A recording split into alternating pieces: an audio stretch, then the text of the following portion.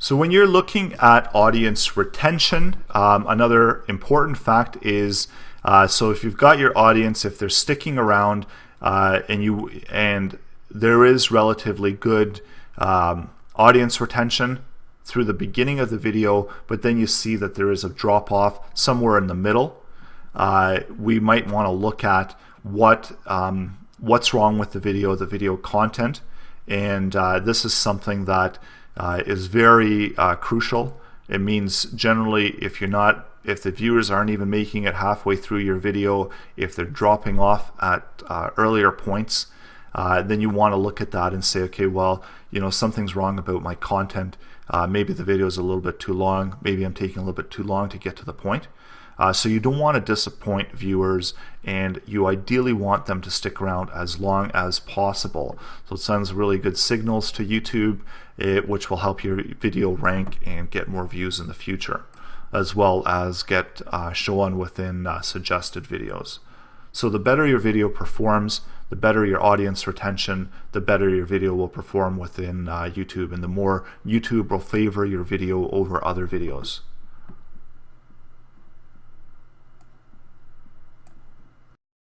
So if you do have a very lengthy video, maybe your video is 9 minutes long and you've got several different messages, you might want to consider dividing up the video within maybe 3-minute segments. Also, if the concept allows, maybe shoot different locations. So as I'm speaking of this, it might be a good idea to kind of change the screen, show something different to continue to have the users view and watch the content that you're talking about.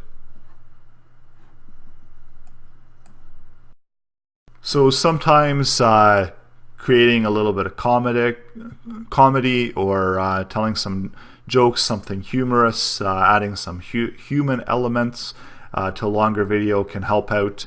Also, changing a voice, so if you've got someone else that can also take over for the speaking, that might also help users and users stick around, as well as if you've got some music that you can throw in at an opportune time. This might be a good opportunity as well to kind of throw in some music and change the mood a little bit. So if you've got some particular content that's showing up and you do want to break it up a little bit, and that might be leading to drop off, those are some helpful tips to kind of revisit your video and determine what's going on with it. And definitely take all of this into consideration on your next videos to make sure that you are able to optimize and learn from your mistakes going forward, understand what's happened, why it's not performing well, and where you can improve videos.